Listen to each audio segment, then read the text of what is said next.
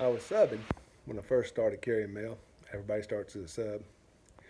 And I come up on this lady's porch, and she had door service. And just as I was fixing to drop the mail, she met me and, proceeded to, wanted to hand it to her. And so I gave it to her. And she said, my bank has sent me a letter. What have you done with it?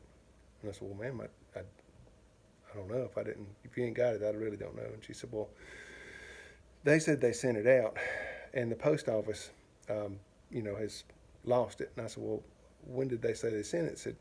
They said they sent it yesterday. And I said, thinking that I was going to, have a teaching moment. I said, ma'am, sometimes what they mean when they say they mailed it is that they've sent it to the mail room. It doesn't necessarily mean it got out of the building yet.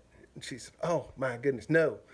My bank wouldn't lie to me. And I said, ma'am, I wasn't trying to suggest they were lying to you, And, oh, man, she just went off, And she said, what are you going to do about it? I said, well, we'll try again tomorrow.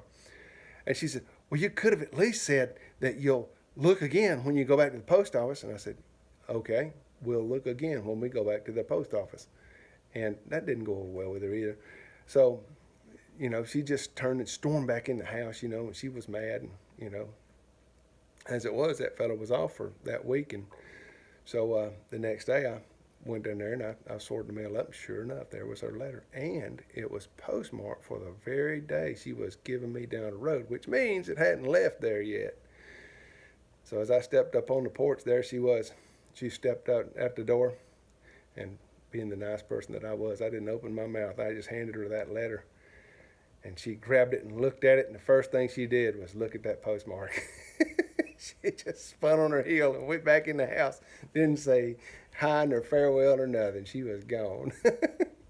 People are strange.